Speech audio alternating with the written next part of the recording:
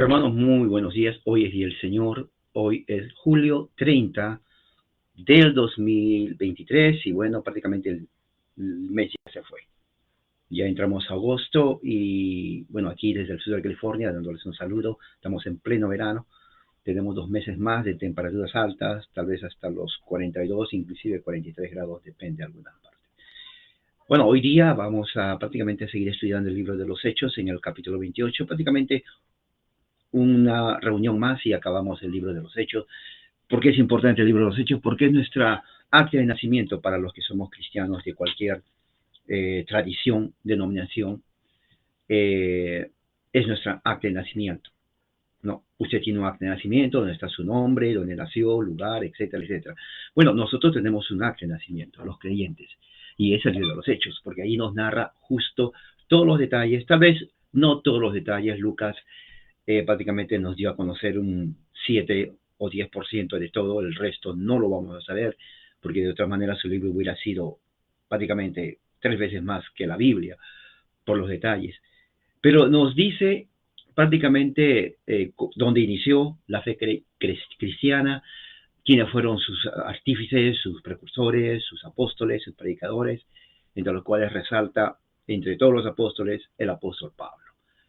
Nos dice qué hizo, qué enseñó, todo el drama de ese primer siglo. Y bueno, estamos ya en el último capítulo. De aquí en adelante, si uno quiere saber más, va a tener que entrar a la historia y leer los libros de los padres de la iglesia, de sus discípulos.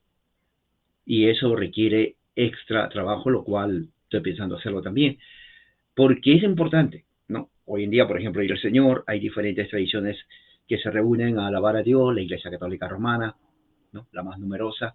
Luego viene la Iglesia Ortodoxa, entre todas sus divisiones de la Iglesia Ortodoxa rusa, y luego también de otras confesiones y tradiciones que vienen de tiempos inmemoriales, ¿no?, prácticamente del tiempo de los apóstoles. Y luego viene el resto de todas las sectas protestantes o evangélicas, que muchas de origen norteamericano prácticamente. Tristemente, las denominaciones protestantes históricas están prácticamente controladas por ideologías que no tienen nada que ver con las escrituras, ¿no? Ideologías de la LGBT, promoviendo un evangelio transexual, y que si sus fundadores vinieran a la vida, por ejemplo, Calvino, Lutero y otros más, o Wesley inclusive, increíble, ¿no? Interesante. Dirían, esto no es lo que yo quise, y bueno, se regresan ahí a morir. Pero ese es el cristianismo hoy. Ese es el cristianismo. No sé cómo es en su país. Latinoamérica es digamos, una ensalada de problemas políticos. Hasta ahí eso afecta también la religión. Aquí en Estados Unidos, la guerra cultural no la están ganando los religiosos o denominaciones. Cada uno hace su cosa aparte que no están unidos, o sea, no hay un bloque fuerte, lo cual sería significante. Pero al estar desunidos, porque quieren estar así, ¿no? Bueno, cada uno, como quien dice en el lenguaje popular, jala agua para su lugar, para su casa. Así que vamos a hacer una oración. Vamos a orar al Señor para entrar de lleno a lo último que tiene que ver con, bueno, no es lo último, la próxima semana, pero nos va a dar una idea de lo que vamos a estudiar. Oremos, Padre. Padre, gracias por tu amor, por tu misericordia en esta mañana. Hoy es tu día. Hoy muchos se reúnen para invocar tu nombre y hacer oraciones. Pero como dice Pablo a Timoteo, solo tú conoces quiénes son los suyos. Padre Santo, te pido por aquellos niños que están siendo perseguidos, tratados, Señor, aquellos que están siendo raptados, poniéndole en la prostitución internacional de hombres desalmados, violándolos, destruyéndolos, matándolos, asesinándolos. La mayoría viene de Centroamérica, de México, Señor. Y a esos niños, Señor, que están siendo usados para un negocio turbio, diabólico, un negocio, Señor, que genera dinero a los hijos de Satanás, pero que destruye la vida de miles y millones de niños. Padre Santo, ten misericordia y tú destruye. Pero al mismo tiempo levanta, Señor, aquellos que son valientes para que puedan hacer algo en contra de esto. Padre Santo, te pido que en esta mañana protejas a tu iglesia, aquellos cristianos que están siendo perseguidos en países comunistas, islámicos, por solamente creer en ti. Tú dijiste, bienaventurados son cuando por mi causa son vituperados y perseguidos, porque de ellos es el reino de los cielos. Padre Santo, que tu Santo Espíritu así nos habla al corazón y a la mente, En el nombre de Jesucristo. Amén. Muy bien, hermanos, que la gracia del Señor sea con ustedes. Vamos a abrir la Biblia entonces en el libro de Hechos, en el capítulo, a ver, tengo la versión Reina Valera, voy a tener las dos versiones, ¿qué les parece? La Biblia, la Nueva Biblia de las Américas y la Biblia Reina Valera. Vamos a leer del versículo 11 hasta, vamos a ver, yo les digo inmediatamente, 28 hasta el versículo 21.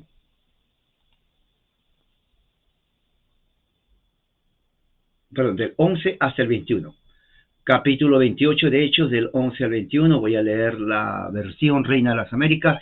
Y dice así la palabra de Dios: después de 3 meses, nos hicimos a la vela en una nave alejandrina que había invernado en la isla y que tenía por nombre o insignia a los hermanos gemelos. ¿Quiénes eran los hermanos gemelos? En el versículo 11 del mismo capítulo, en la Reina Valera, dice, tenía por enseña a Castor y Pollux. ¿Ok?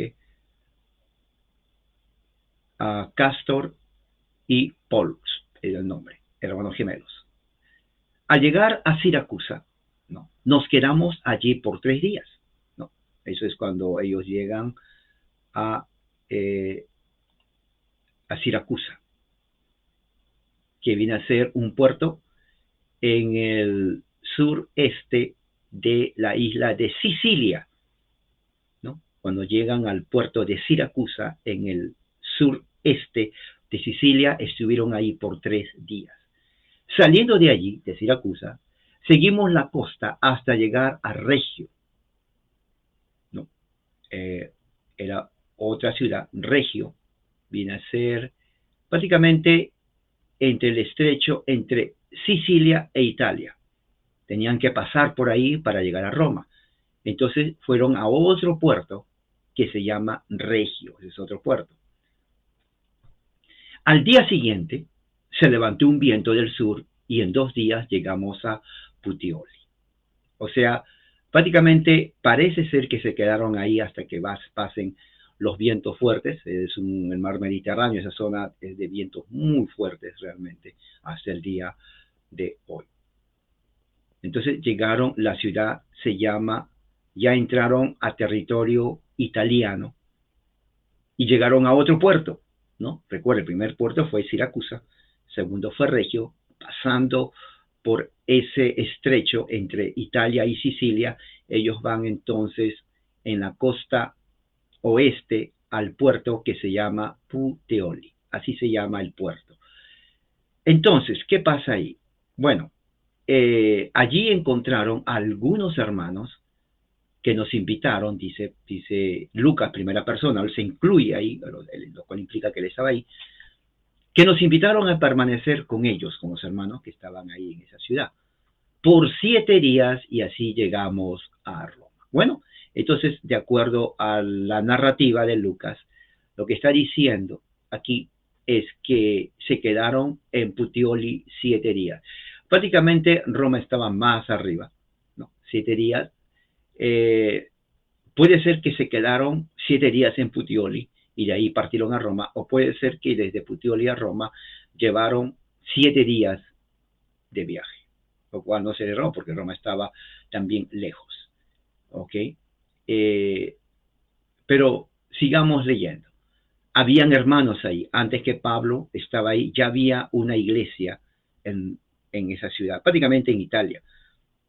Dice el versículo 13, saliendo de allí, ¿no?, de Regio, ellos, perdón, al día siguiente se levantó, llegaron a Puteoli, allí encontraron algunos hermanos. Allí encontraron algunos hermanos. Ahora, puede ser que, obviamente había una iglesia ahí, pero también había hermanos de alrededor, de ciudades más pequeñas, que se reunían para tener su servicio de adoración al Señor, su liturgia. Y al ver a Pablo, que habían ya escuchado de él, el apóstol, bueno, estaban gozosos. Oiga, estaban teniendo ahí a un apóstol del Señor. alguien que había viajado por toda Asia predicando el Evangelio a todos los gentiles. Entonces, dice ahí, versículo, le rogaron que se quedasen por 7 días. Entonces se quedaron ahí y fueron a Roma de ahí. O sea que no fue el viaje de 7 días, sino se quedaron 7 días. Muy bien, en 7 días yo creo que estaba perfecto porque el viaje era muy incómodo. Necesitaban descansar, especialmente en esas barcas que no eran como cruceros de hoy. No había para descansar y todo eso. Entonces, el viaje era muy incómodo físicamente, estaban exhaustos y necesitaban recuperarse físicamente. Y bueno, los hermanos en su siendo muy hospitalarios, su amor ágape a los hermanos, le hicieron que queden por 7 días. Dice, de donde oyendo de nosotros, los hermanos salieron a recibirlos, hasta el foro de Apio, que está allá más arriba, ¿no? Y las 3 tabernas, ¿no? Apio y las 3 tabernas que estaban ya en camino a Roma. Y al verlos, Pablo dio gracias a Dios y cobró aliento. Ahora, muy interesante, porque primero estaba Puteoli, que es un puerto. Luego, más arriba, estaba otro puerto que se llamaba el Foro de Apio, ¿no? Así era el nombre, el foro, era un estadio, donde muchos hablaban ahí. Y luego de ahí, más arriba, un lugar que se llamaba las 3 tabernas, ahí, más al norte también, porque después de el Foro de Apio y las 3 tabernas, entonces viene ya la ciudad internacional cosmopolita de ese entonces, muy importante, Roma. Oiga, ¿quién no quisiera ir a Roma? No, es como mucha gente viene aquí a Nueva York, ¿no? Otros van inclusive a Roma también, ¿no? A muchas partes, pero Roma en ese entonces era imperio, del imperio romano.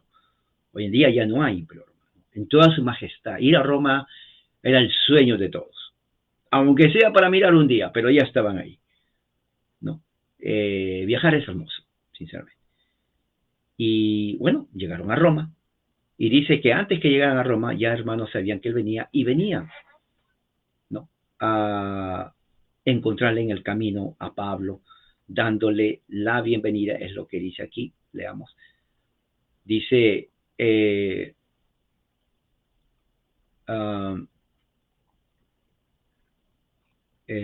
bueno, aquí dice, nos pidieron que nos quedásemos, los hermanos salieron a recibirnos hasta el foro de Apio, o sea que viajaron de Roma, todo al sur, hasta el foro de Apio, y otros esperaban en el lugar que se llamaba las 3 tabernas. Y cuando los vieron, bueno, Pablo dice, dio gracias a Dios y cobró aliento. Pablo dio gracias a Dios, ¿no?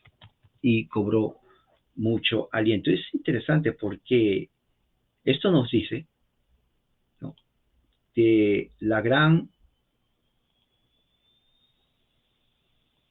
hermandad que había en la iglesia primitiva en ese entonces. La iglesia era prácticamente incipiente, estaba recién creciendo, ¿no? Estaba creciendo y muestran su amor al apóstol Pablo de esa forma. Los hermanos, primera vez que Pablo iba a Roma, y era su sueño, claro, él iba por otra circunstancia, digamos así. Las circunstancias de Pablo eran diferentes, porque él apeló, y él explica más adelante por qué estaba yendo a Roma bajo esa circunstancia. Ok, voy a ver aquí algo, ok. Eso está en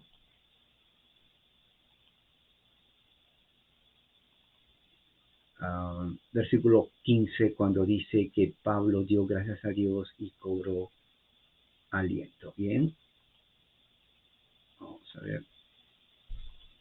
Ok. Ok, vamos a ver. versículo 15, sí.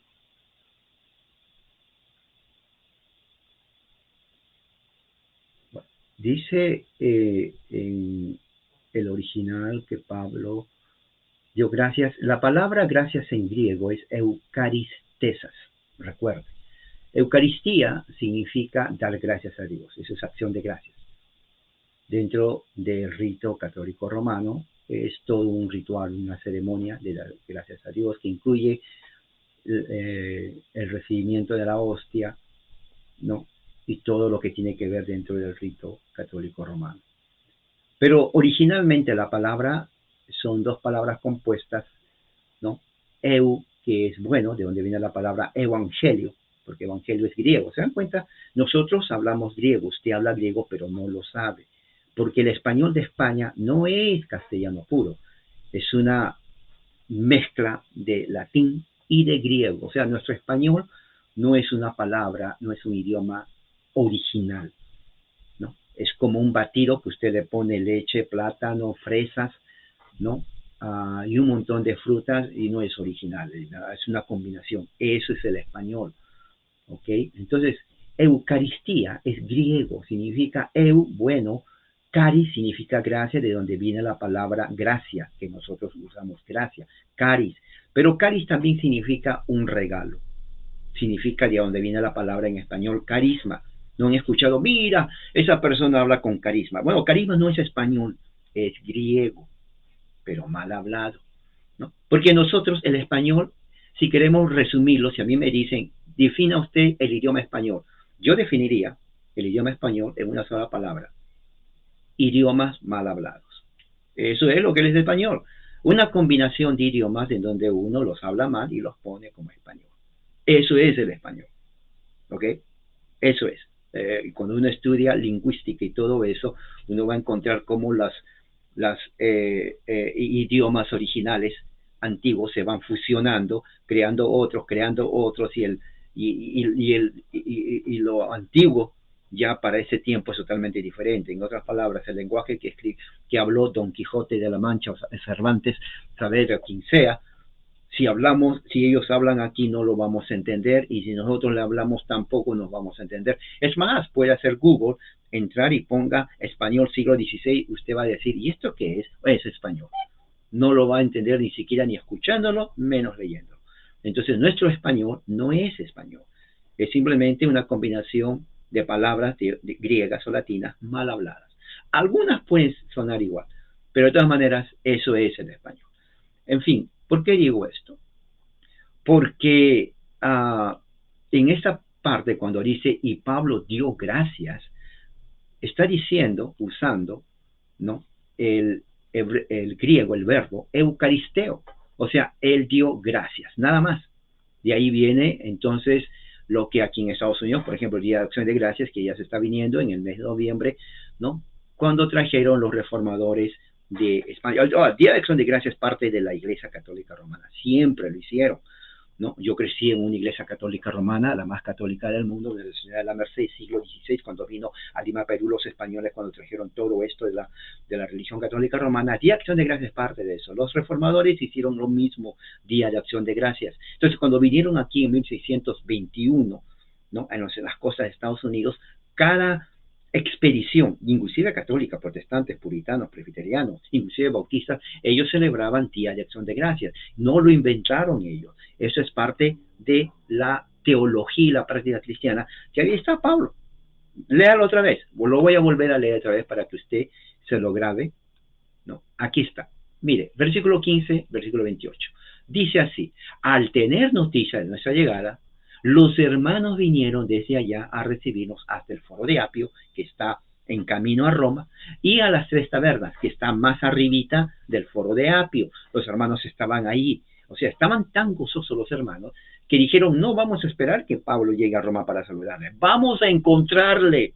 Fíjese, oiga, qué alegría. Es como que usted va de viaje a un lugar y claro, hoy en día pues tiene que ir. Pero ¿qué si en el medio del viaje alguien dice, mira hermano, le extrañamos tanto que no esperamos que vaya a nuestra casa? Aquí le encontramos en medio camino. ¡Qué felicidad! Por eso que Pablo dice en el versículo 15, ¿no?, dio gracias a Dios y cobró ánimo. Claro. Oiga, el viaje fue terrible. Pablo estaba prácticamente físicamente exhaustado por todo el viaje que, uh, que habían pasado desde que salieron de Jerusalén, ¿no? La palabra cobró ánimo, ¿no? Es de la palabra Tarsos, ¿no? En donde significa confianza, ¿no? Lleno de valentía, es lo que está diciendo, que Pablo se llenó de valentía cuando vio a los hermanos, cobró ánimo, dijo, gloria a Dios, ¿no? Y eso es normal. Si usted está perdido o perdida y de pronto ve a los hermanos que vienen a saludarle, usted, ese espíritu se va a levantar, ¿no? Entonces, eso es. Pero, ¿qué más dice Pablo? Pablo dice en el versículo 16, cuando llegamos a Roma, o sea, ya Pablo, 16, Pablo, Lucas dice, ya llegamos a Roma, el centurión entregó los presos al prefecto militar, porque ese era su trabajo, traerlos a los presos, ¿no? Eran más de 200, se los entregó al centurión, entre ellos estaba Pablo, pero a Pablo, mira lo que dice Lucas, se le permitió vivir aparte, con un soldado que le custodiase. Claro, porque Pablo no era delincuente. Pablo no era como el resto de los presos que habían cometido, estaba como asesinos, criminales, delincuentes, lo peor de lo peor. Pero claro, lo pusieron porque Pablo quiso ir a Roma, a ver al César, y él lo va a decir más adelante. Entonces ellos hicieron la diferencia, sí, viene también como preso, pero no es criminal, tipo, al contrario, él pidió venir a ver al César. Entonces, como no es criminal, no es delincuente, es más, ni siquiera hay cargos en contra de él. Entonces vamos a ponerlo aparte. Pero eso sí, va a haber aquí un centurión que lo va a cuidar. O sea, aunque dirían, bueno, pero no es criminal, en cierto sentido hay mucha razón, le estaba cuidando. Oiga, un centurión, nadie va a entrar y la va a matar, lo cual tenía razón. ¿Por qué? Porque los judíos querían matarlo. ¿Qué haría usted si recibe una carta y le dicen, ¿sabes qué? Si sales te matamos. Créame que usted no va a salir. Usted va a tomar muy en serio lo que le dicen. Hoy en día ya no hay necesidad de carta, un texto. Hay muchos casos en donde personas han sido amenazadas de muerte y las mataron. Las mataron, ¿no? Ahora más que nunca, porque los que hacen TikTok, los que hacen inclusive en YouTube, lo hacen aquí, en cualquier otra plataforma social, el que odia puede agarrar su dirección, viajar, en cualquier momento te vamos a matar. Oiga, usted va a estar saliendo, estará totalmente trastornado, ¿no? Cada vez que sale a la calle va a estar mirando si alguien le persigue, o sea, se va a traumatizar psicológicamente usted. Y tal vez no salga, porque le dijeron que le van a matar. Bueno, a Pablo ya le habían dicho en cantidad de veces que le van a matar, pero Pablo no se escondía. No, Pablo no se esconde. En ese tiempo no había redes sociales, nada que ver. No, eran tiempos muy primitivos, hace 2000 años, muy primitivos, la vida era tan primitiva, nada que ver con lo que tenemos ahora, gracias a la tecnología que tenemos ahora. ¿No? Entonces, Pablo llega a Roma, como dice aquí, Pablo llega a Roma, y él es puesto aparte de los otros criminales y se queda allí con un soldado romano para que lo cuide. Okay. Ahora, versículo 17, Lucas sigue diciendo, aconteció que 3 días después que llega a Roma, ¿no? Pablo convocó a los principales de los judíos, a los príncipes, a los que estaban a cargo de las sinagogas, los cuales luego que estuvieron reunidos les dijo, o sea, Pablo llama a los principales de la sinagoga, porque su mente tenía un objetivo, defenderse de las acusaciones de los judíos ante el emperador romano. Y él estaba fijo en su meta, en su objetivo. Él no fue a hacer turismo en Roma, que era una ciudad grande, tenía muchas atracciones. No, él fue a Roma para defenderse, pero al mismo tiempo reivindicar su ministerio que Dios le ha dado. O sea, él creyó cuando Jesús le dijo, yo te voy a escoger a ti, te llevaré a príncipes y al pueblo de Israel para que me seas testigo y sepas qué significa padecer por mí, porque él estaba persiguiendo a los cristianos. Así que Pablo estaba ahí, en Roma, y dice, lo primero que quiero hacer es reunirme con los oficiales políticos religiosos judíos aquí en esa ciudad. O sea, Pablo eh, era una persona que tenía gran convicción. Él no jugaba a la religión, como se juega ahora, siglo XXI. Él tenía en mente algo. Ahora estaba preso. Él estaba haciendo lo que siempre pongo yo, un cambio cultural. Yo hablo desde mi perspectiva. No sé su país en Latinoamérica cómo está, que es un caos político Latinoamérica, sinceramente. Pero aquí en Estados Unidos, hay más del 67% cree en Dios, o dice creer en Dios. La religión más grande entre cristianos es la Iglesia Católica Romana, seguida por bautistas, luego luteranos, luego metodistas, luego luteranos, y al resto las demás de sectas evangélicas habidas y por haber. Pero la pregunta es, tantos cristianos no diría, pero qué bueno, oiga, son más del 60%, o sea que ustedes son el cielo en la tierra. Bueno, que hay cielo sí, pero no en la tierra, especialmente en Estados Unidos. Porque un mínimo puñado de la élite, ¿no?, LGBTQ tienen el poder en los cines, ya vimos, Hollywood. Él dicta la cultura en este país, lo dicta, sinceramente. Él pone los valores que se tiene que seguir. Las escuelas públicas ayudan en eso. Y las redes sociales, como esas redes sociales, que están controladas, manipulando en cuanto a lo que tenemos que escuchar, ¿no? Y dirigen también la opinión pública. Y obviamente los grandes politiqueros, aquellos que se llenan los bolsillos de miles de dólares en este país. Y que no les importa que haya trata de niños y tampoco explotación sexual. Al contrario, critican a los que estamos luchando contra eso, ¿no? Claro, si a usted le roban su hijo de 3 años y usted va a las redes sociales, le van a decir, oh, no exageres, tu hijo no se perdió, está bajo la cama.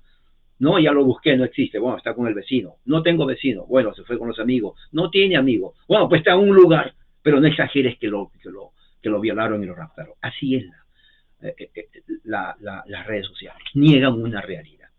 Bueno, en Latinoamérica millones de niños son raptados y violados y vendidos, pero nadie hace nada. Aquí en Estados Unidos, por ejemplo, calladitos. Oiga, yo no sé si tienen que raptar a los hijos de estos ministros para que recién hablen.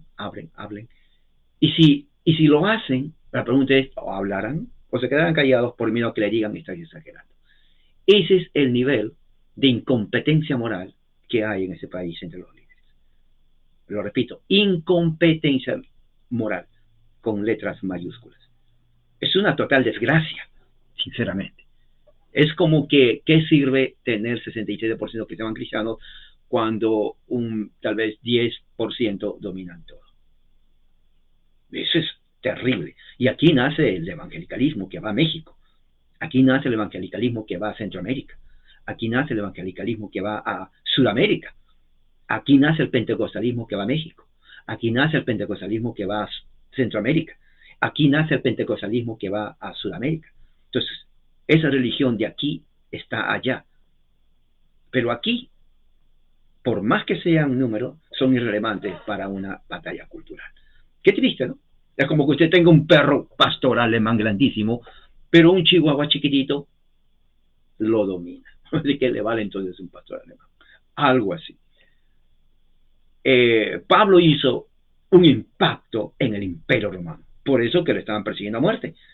¿O usted cree que Pablo fue a visitar vacaciones porque ya se cansó de estar con los de Jerusalén? No. Lo querían matar por predicar el evangelio. O sea, bueno, habían muchos agoreros, charlatanes en ese tiempo, pero nadie les persiguieron, excepto a Pablo. Pero la pregunta es, ¿qué hizo Pablo? ¿Qué hablaba Pablo para que lo persiga? Oiga, tiene que hacer algo. Y para que él apele a Roma, bueno, tiene que hacer algo importante. Sí lo es, el evangelio de Cristo.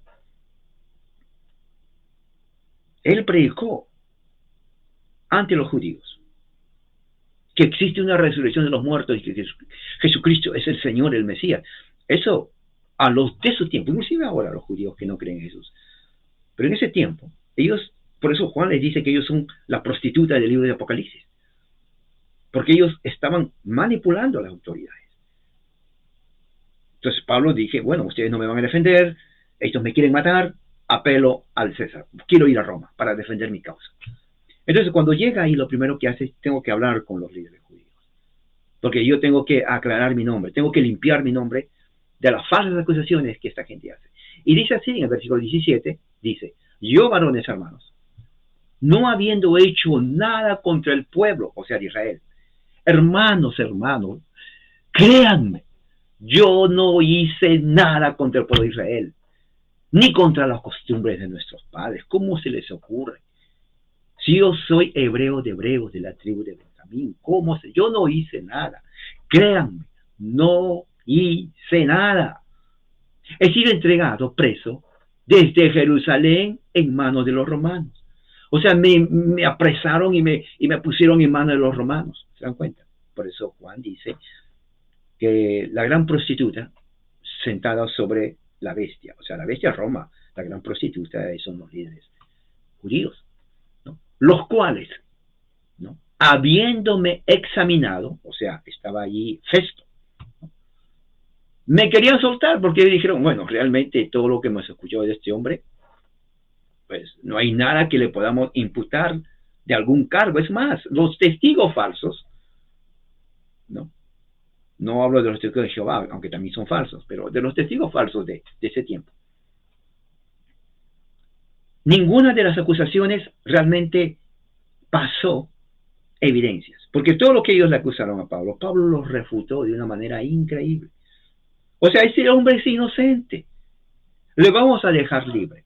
Y ahí inmediatamente Félix le dice, disculpa, pero... o Herodes le quería dejar libre. Festus le dice, hay un problema. ¿Cuál es el problema? Apeló al César. ¿Al César? Sí. Pero ¿por qué? Bueno, ya te dijo, los judíos están que le querían matar. Bueno, yo pusilánime, no sabía que era inocente, pero pues, no sé, soy cobarde también porque quiero estar bien con el César. Y pues él se dio cuenta que de mi incapacidad también yo, gobernador, ¿no?, político vendido al sistema, no tengo moral. Entonces él quiso apelar al César a ver qué pasa. Entonces no lo puedes dejar libre. Dice, wow, pues si no hubiera apelado al César, yo lo dejo libre, porque es inocente. Esa es la historia. Entonces, bueno, Pablo va a Roma y le sigue hablando a los judíos. Dice, los cuales a mí no me examinado me querían soltar por no haber ninguna causa de muerte. Claro, no hizo nada. Pero, versículo 19, oponiéndose a los judíos, o sea, los judíos no querían, igual como hicieron con Jesucristo. Oiga, ¿qué pasó con Pilatos? Bueno, lo voy a azotar y lo voy a dejar libre.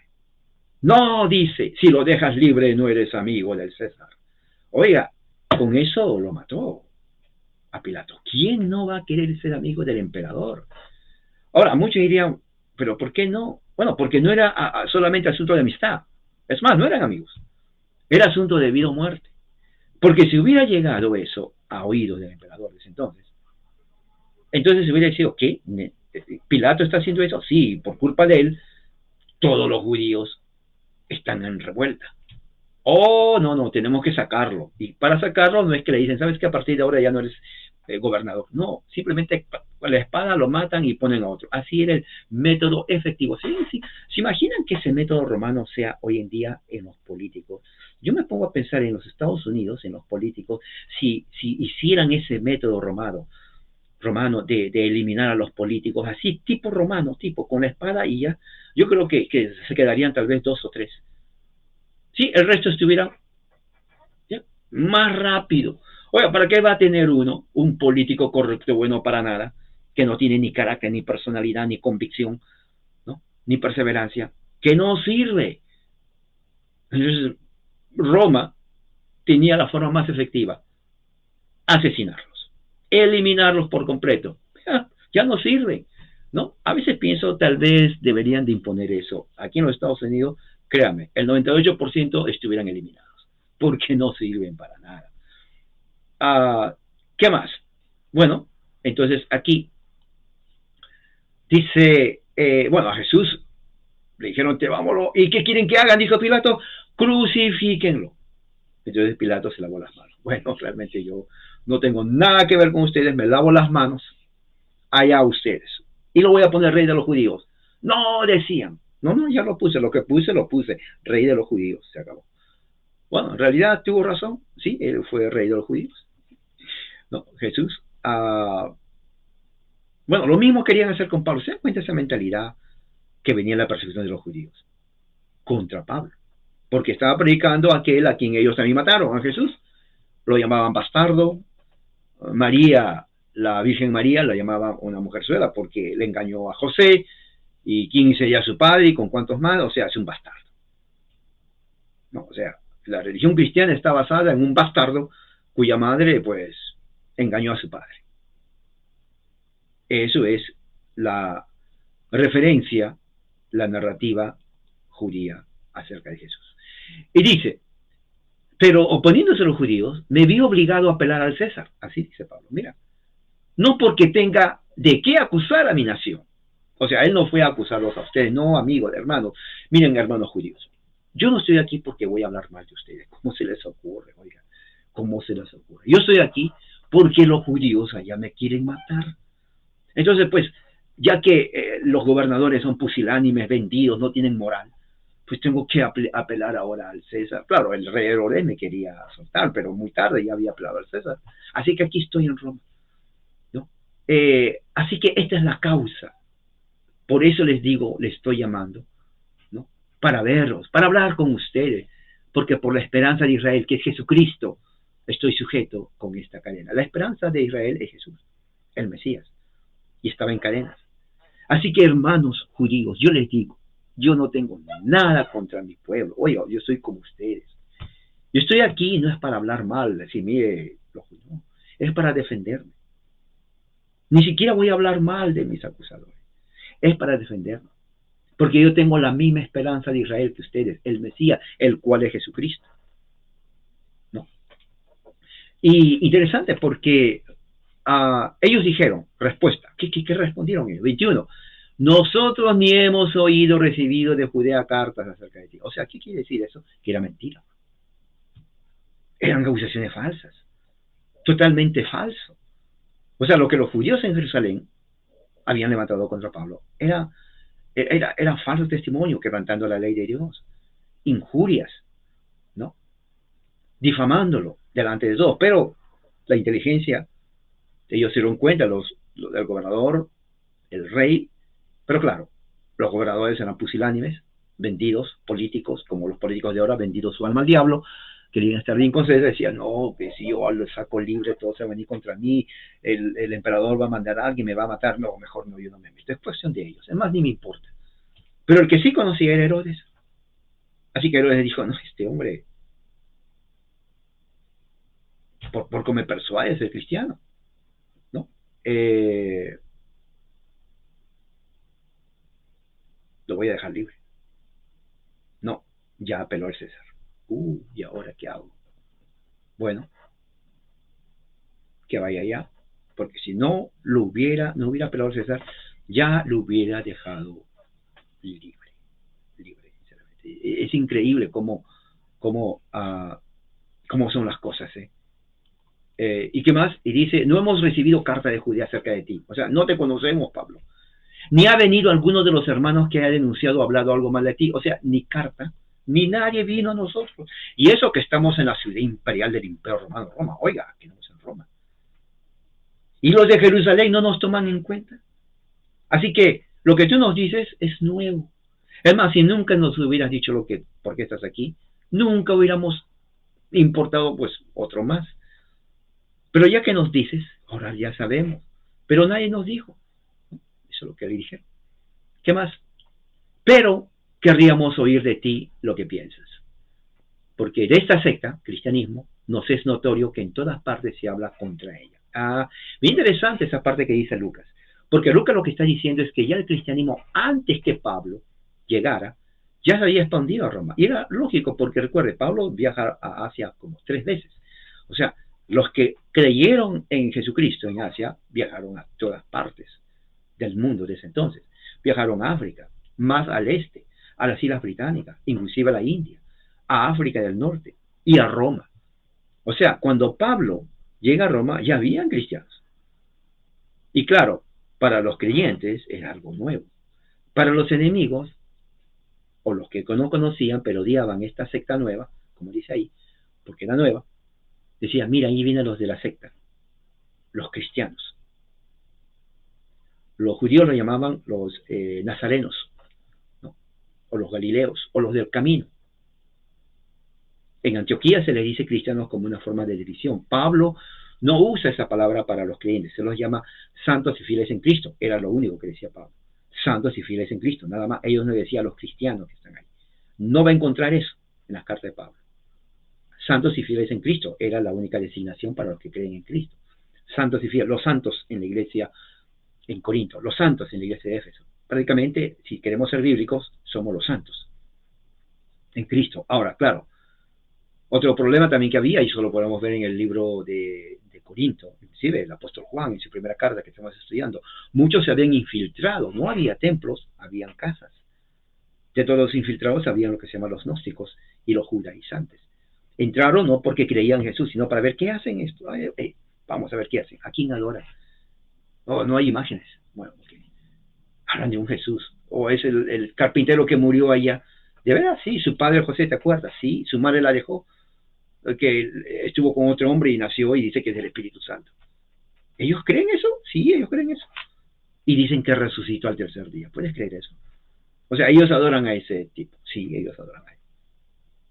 ¿Creen que resucitó? Creen que resucitó. Su mamá, sí, María. ¿Y su papá? ¿Quién sabe dónde está el pobre José? No se sabe. ¿Y quién es el papá de él? Bueno, ella dice que el Espíritu Santo, pero tú sabes. Puede ser. ¿Quién sabe quién puede ser? Bueno, ese era lo que se hablaba. Aparte que se burlaban de Pablo. Pablo viajó. Muchos decían, ¿dónde están el resto de los apóstoles que no lo acompañan? Pablo fue perseguido, golpeado, arrastrado, tenía costras en la espalda, le rompieron los huesos, le golpearon la cabeza, estaba ciego, tenía problemas en los pulmones, en los riñones, ¿no? En el hígado. El tipo estaba 100% totalmente enfermo físicamente. Si viviera hoy, estuviera en sala de emergencia recibiendo primeros auxilios. Esa es la verdad. Físicamente era un desastre Pablo. Pero aún así, llegó a Roma. Así que los judíos le dicen, no hemos escuchado nada contra ustedes. Bueno, ahí vamos a dejarlo, porque lo que sigue, la semana que viene, ahí vamos a terminar todo este capítulo. Pero fíjese cómo se dan los hechos. Si Dios dirige todos los afanes de este mundo, bueno, Él ha permitido esto en la vida de Pablo. Pablo va ya, anciano, golpeado, a Roma. Judas, a partir de ese capítulo, ya no escribe más, no se sabe si murió, no se sabe si en Roma pasó algo, no hay testimonio directo, verificable de lo que pasó, ni siquiera con Pablo, ni siquiera con Lucas. Lo cierto es que ya no hay más. Y si hay, bueno, no lo puso ahí. De repente alguien en la arqueología en Jerusalén o en Roma encuentran, se imagina que digan, bueno, encontramos los últimos capítulos de Lucas del libro de los Hechos. Sería tremendo. ¿Cuánto cambiaría tal vez? No tanto, no creo. Aparte que diría más detalles. O de repente nos habla de la muerte de Pablo, lo cual es también debatible. Muchos dicen que murió decapitado, otros dicen que murió de viejo, otros dicen que no murió, etcétera, etcétera, etcétera. Un montón de, diríamos, tradiciones. Pero vamos a dejarlo aquí. Espero que esto les haya ayudado. Hoy es el Señor. Lea todo ese capítulo. Separe un tiempo para estudiar la Biblia. No. Porque hoy es su día. Vamos a orar. Padre, gracias por tu amor y tu misericordia. Que tu palabra, Señor, nos haya llegado al corazón y a la mente y entender. Gracias por todo, Señor, líbranos de todo mal. Y que este día, Señor, podamos nosotros utilizarlo para beneficio espiritual. En el nombre de Jesús. Amén. Hermanos, que la gracia del Señor sea con todos ustedes.